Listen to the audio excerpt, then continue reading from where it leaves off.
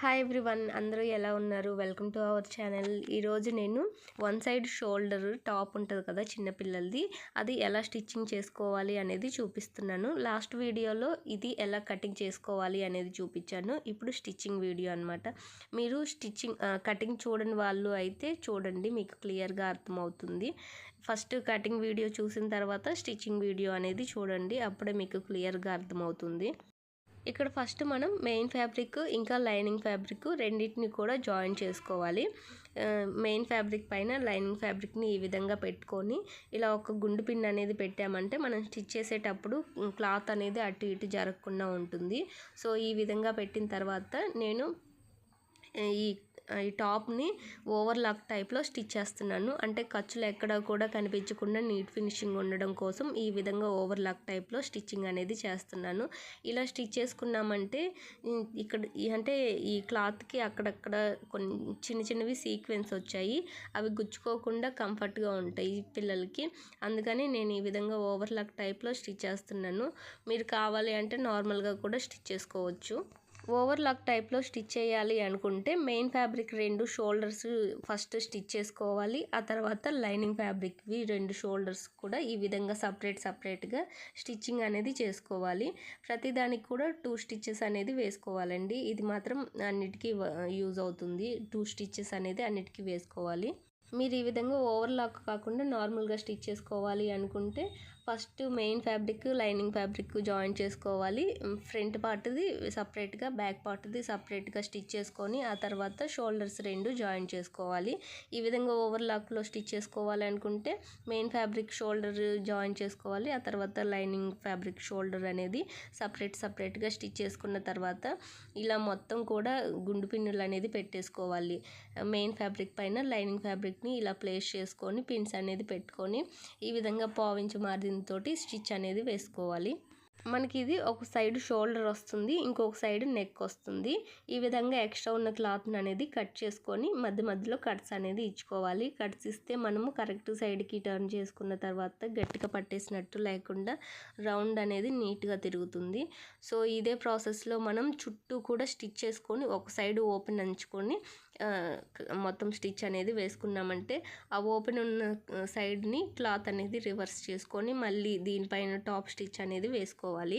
మనము ఈ ప్రాసెస్లో స్టిచ్ చేస్తున్నాం కాబట్టి సైడ్ అంటే ఒక షోల్డరే వస్తుంది దీనికి. ఆ షోల్డర్కి కూడా క్రాస్ పీస్ వేయాల్సిన అవసరం లేకుండా ఉంటుంది ఈ విధంగా క్లాత్ అనేది రివర్స్ చేసుకున్నామంటే. ఇక్కడ ఫస్ట్ నేను ఆర్మ్ సైడ్ స్టిచ్ వేసి ఈ విధంగా కట్స్ అనేది ఇచ్చాను. ఆ తర్వాత మళ్ళీ చుట్టూ కూడా స్టిచ్ అనేది చేసి ఒక సైడ్ మాత్రమే ఓపెన్ అనేది ఉండేలాగా ఈ విధంగా స్టిచ్ మొత్తం కంప్లీట్ చేశానండి. ఫస్ట్ మనం ఆర్మ్ సైడ్ నుంచి స్టిచ్చింగ్ అనేది స్టార్ట్ చేసి చుట్టూ స్టిచ్ చేసుకొని నెక్ వరకు వచ్చేసరికి నెక్ అనేది స్టిచ్ చేసుకోకూడదు.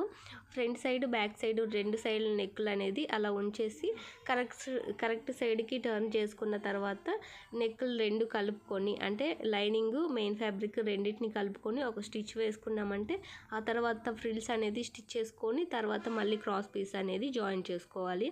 సో ఈ విధంగా స్టిచ్ అనేది వేసుకోవాలండి. చూసారు కదా మీరు, ఫస్ట్ ఆర్మ్ సైడ్ నుంచి స్టిచ్ చేశాను, ఆ తర్వాత మళ్ళీ సైడ్ నుంచి, ఆ తర్వాత కింది సైడ్ ఉంటుంది కదా బాటమ్ దగ్గర అక్కడ కూడా స్టిచ్ చేశాను. మళ్ళీ ఇక్కడ కూడా మనకి ఇంకొక సైడ్ వస్తుంది కదా సైడ్ స్టిచ్చెస్, దాని దగ్గర కూడా ఒక స్టిచ్ అనేది వేశాను. నెక్ సైడ్ వచ్చేసరికి స్టిచ్ అనేది వేయలేదు. సో ఈ విధంగా మనము స్టిచ్ అనేది వేసుకోవాలి. మనకి స్టిచ్చింగ్ అన్ని సైడ్లు స్టిచ్ చేసుకున్న తర్వాత ఈ విధంగా ఉంటుంది. ఇప్పుడు పిన్స్ తీసేసి క్లాత్ని కరెక్ట్ సైడ్కి టర్న్ చేసుకోవాలి. మనం ఫస్ట్ లైనింగ్ ఫ్యాబ్రిక్ని మెయిన్ ఫ్యాబ్రిక్ పైన స్టిచ్ చేసుకున్నాం కదా, ఇప్పుడు ఈ విధంగా లైనింగ్ అనేది కింది సైడ్కి టర్న్ చేసుకొని మనకి ఆర్మ్ దగ్గర అలాగే కార్నర్స్ ఉంటాయి కదా అవన్నీ నీట్గా వచ్చే విధంగా ఇలా ఏదైనా హెల్ప్ తీసుకొని మిషన్ టూల్స్ ఉంటాయి కదా వాటితోటి ఈ విధంగా నీట్గా క్లాత్ని అనేది రివర్స్ చేసుకోవాలి. ఇక్కడ క్లాత్ మొత్తాన్ని నీట్గా అడ్జస్ట్ చేసుకోవాలి. ఇదంతా నేను ఫాస్ట్ ఫార్వర్డ్లో పెట్టాను. సో స్టిచ్చింగ్ మెయిన్ ఏదైతే పాయింట్స్ ఉన్నాయో అవి మాత్రమే ఎక్స్ప్లెయిన్ చేశాను, మిగతావన్నీ కూడా కొంచెం ఫాస్ట్ ఫార్వర్డ్లో ఉంటుంది. క్లాత్ మొత్తాన్ని ఇలా నీట్‌గా అడ్జస్ట్ చేసుకున్న తర్వాత మనం ఇప్పుడు ముందుగానే లైనింగ్ సైడు అంటే చుట్టూ కూడా ఒక స్టిచ్ వేసుకున్నాం కదా! దానిపైన మళ్ళీ టాప్ స్టిచ్ ఇంకొకటనేది వేసుకోవాలి. ఈ విధంగా మొత్తానికి కూడా మనం స్టిచ్ వేసుకున్న తర్వాత ఇప్పుడు నెక్‌ని కూడా అదే విధంగా లైనింగ్‌ని, మెయిన్ ఫ్యాబ్రిక్‌ని కలుపుకొని ఈ రెండిటిని కూడా స్టిచ్ అనేది వేసుకోవాలి. మొత్తం స్టిచ్ చేసిన తర్వాత లుక్ అనేది ఈ విధంగా ఉంటుంది. ఇలా నెక్ స్టిచ్ చేసుకున్న తర్వాత ఎక్స్ట్రా ఉన్న క్లాత్ మొత్తాన్ని నీట్‌గా కట్ చేసుకోవాలి. ఈ విధంగా కట్ చేసుకున్న తర్వాత మనము ఇప్పుడు ఈ నెక్ చుట్టూ కూడా ఫ్రిల్స్ అనేది స్టిచ్ చేసుకోవాలి. దీనికోసం ముందుగానే క్లాత్ అనేది కట్ చేసుకున్నాం కదా!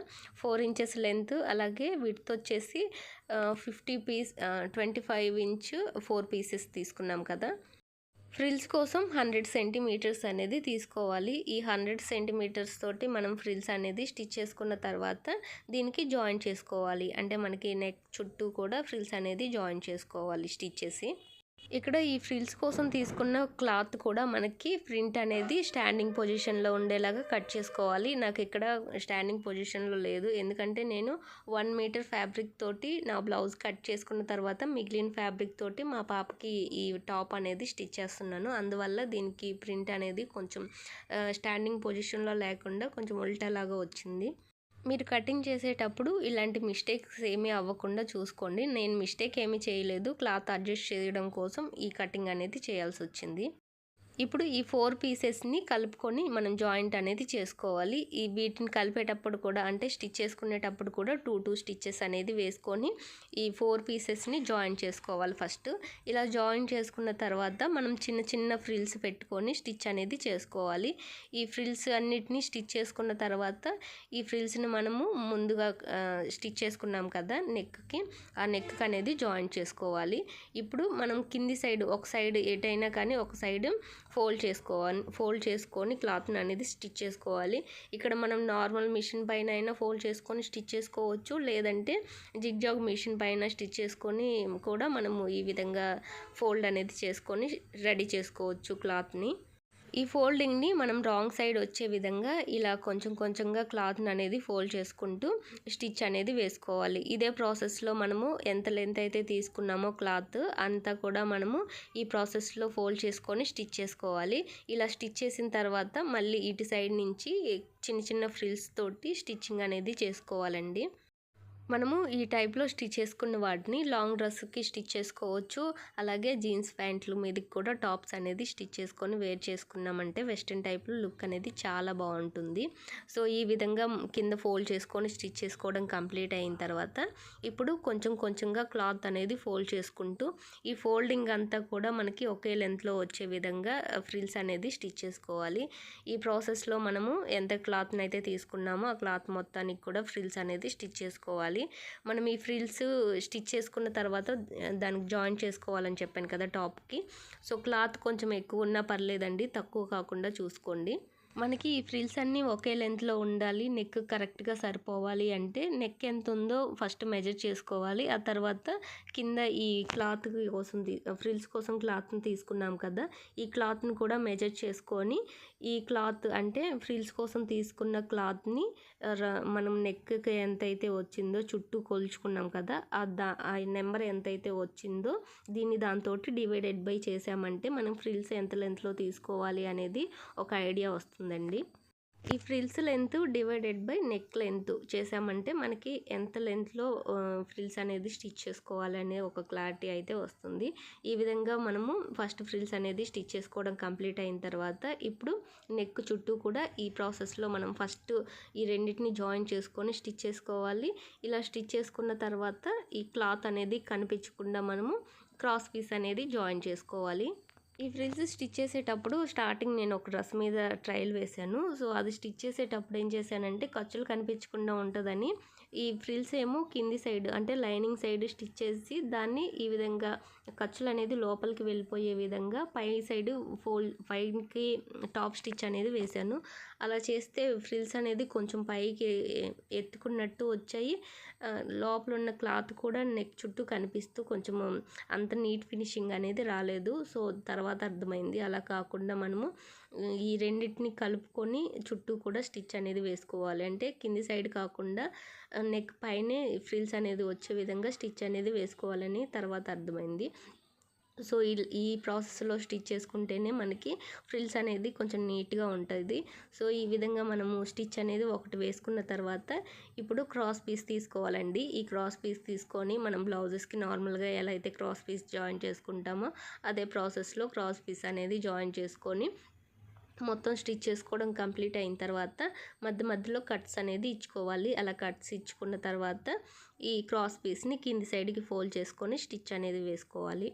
మనం ఈ ఫ్రిల్స్ లెంత్ 4 ఇంచెస్ అయినా తీసుకోవచ్చు, లేదంటే 2.5 ఇంచ్ కూడా తీసుకోవచ్చు. 2.5 ఇంచ్ తీసుకుంటే మనకి చిన్న ఫ్రిల్స్ అనేది వస్తాయి. 4 ఇంచెస్ తీసుకుంటే మనకి ఫ్రిల్స్ అనేది లెంత్ కొంచెం ఎక్కువ ఉంటుంది. సో మీరు ఎలా కావాలి అంటే అలా క్లాత్ని అనేది అడ్జస్ట్ చేసుకొని కటింగ్ అండ్ స్టిచ్చింగ్ కూడా చేసుకోవచ్చండి. నేను మా పాపకి ఒక డ్రెస్ ఏమో 4 ఇంచెస్ లెంత్ తీసుకొని ఫ్రిల్స్ అనేది స్టిచ్ చేశాను. ఇంకొక దానికేమో 2.5 ఇంచ్ లెంత్ తోటి క్లాత్ అనేది కట్ చేసుకొని ఫ్రిల్స్ అనేది స్టిచ్ చేశాను. రెండిటితో ఎలా స్టిచ్ చేసుకున్న లుక్ అనేది చాలా బాగుంటుంది.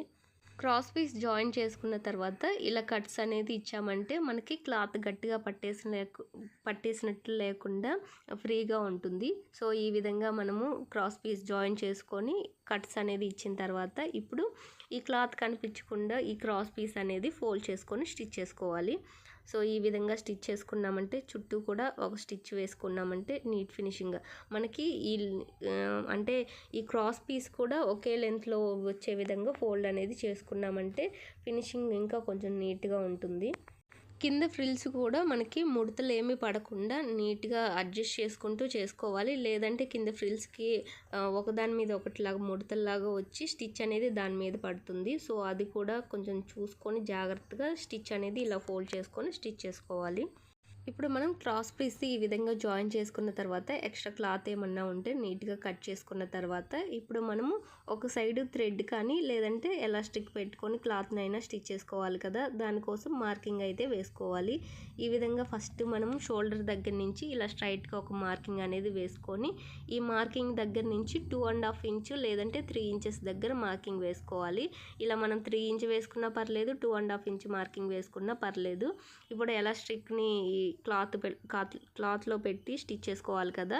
సో క్లాత్ లెంత్ 2 ఇంచెస్ ఉండేలాగా చూసుకోవాలి. అలాగే క్లాత్ విడ్త్ వచ్చేసి 16 ఇంచెస్ ఉండేలాగా చూసుకోవాలి. ఇప్పుడు ఈ 16 ఇంచెస్లో మనము 3 ఇంచెస్ తగ్గించుకొని 3 ఇంచెస్ అయినా లేదంటే 4 ఇంచెస్ అయినా తగ్గించుకొని ఎలాస్టిక్ని అనేది కట్ చేసుకోవాలి. అంటే 4 ఇంచెస్ కట్ చేసుకుంటే మనకి ఈ క్లాత్కి కరెక్ట్గా సరిపోతుందండి. అలా కాకుండా రెండు ఈక్వల్గా తీసుకున్నామంటే ఈ రెండు సమానంగా వచ్చి మనకి ఎలాస్టిక్ వేసినా కూడా వేసిన లుక్ అనేది రాదు. సో ఇప్పుడు మనము ఈ ఎలాస్టిక్ని ఈ క్లాత్లోకి ఈ విధంగా నీట్గా అడ్జస్ట్ చేసుకొని అంటే లోపలికి మనం నాడన ఎలా అయితే తీసుకుంటామో ప్యాంట్లో ఆ విధంగా తీసిన తర్వాత ఇప్పుడు ఈ రెండింటిని కలుపుకుంటూ స్టిచ్ అనేది వేసుకోవాలి. ఈ ఎలాస్టిక్ని ఇలా లాగినట్టు స్టిచ్ చేసామంటే మనకి ఈ విధంగా నీట్గా వస్తుందండి. అలా కాకుండా నార్మల్గా స్టిచ్ చేసామంటే నార్మల్ స్టిచ్ లాగే వస్తుంది. ఎలాస్టిక్ వేసినా కూడా వేసిన లుక్ రాదు.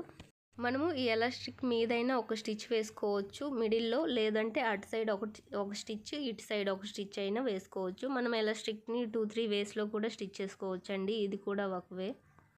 ఫస్ట్ మనం ఈ విధంగా క్లాత్ని అనేది రెడీ చేసుకున్న తర్వాత ముందుగానే మార్కింగ్ వేసుకున్నాం కదా, ఆ మార్కింగ్ మీద ఇలా ఈ ఎలాస్టిక్ని అనేది జాయిన్ చేసుకోవాలి.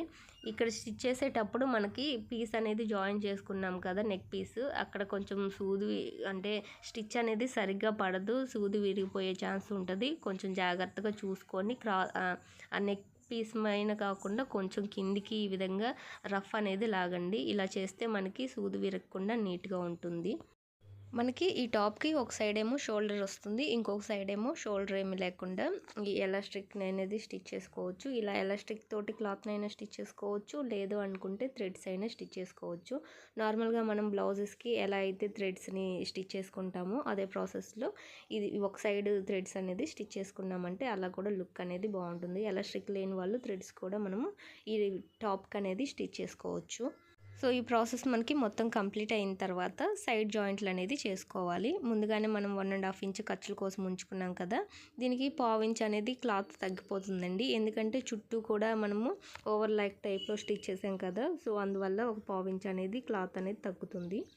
ఫస్ట్ నేను నార్మల్గానే స్టిచ్ చేద్దాము అనుకున్నాను, మళ్ళీ నీట్ ఫినిషింగ్ ఉంటుంది కదా అనేసి ఈ టైప్లో అయితే స్టిచ్ చేస్తున్నాను. మనకి ఆర్మ్ లూజ్ ఎంత ఉందో చూసుకొని సైడ్ జాయింట్లు అనేది వేసుకున్నామంటే మనకి ఈ టాప్ అనేది కంప్లీట్ అవుతుంది. మనకి 2 సైడ్స్ కూడా సైడ్ స్టిచెస్ అనేది వేసుకోవాలి. వేసిన తర్వాత ఫైనల్ లుక్ ఈ విధంగా ఉంటుంది. చుట్టూ నీట్ ఫినిషింగ్ తోటి క్లాత్ కనిపించకుండా స్టిచ్ చేశాను కదా, అది మొత్తం బాగానే ఉంది. కానీ ఈ షోల్డర్ దగ్గర ఎలాస్టిక్ పెట్టాను కదా, అది గుచ్చుకుంటుందని కంప్లైంట్ చేస్తుంది. తర్వాత ఈ క్లాత్ తీసేసి అంటే మనకి 2-3 కలర్స్ ఉన్నాయి కదా, దీంట్లో ఏదో ఒక కలర్ తీసుకొని థ్రెడ్స్ అనేది స్టిచ్ చేయాలి. ఈ డ్రెస్ని మా పాపకి వేసి చూపిద్దాం అనుకుంటే మా పాప అస్సలు సపోర్ట్ చేయలేదు. వేసిన తర్వాత లుక్ ఇంకా బాగుంటుంది, అందుకే మీకు ఇంకా వేయకుండా ఇలానే చూపిస్తున్నాను. ఈ వీడియో మీకు నచ్చితే లైక్ చేయండి, షేర్ చేయండి, సబ్స్క్రైబ్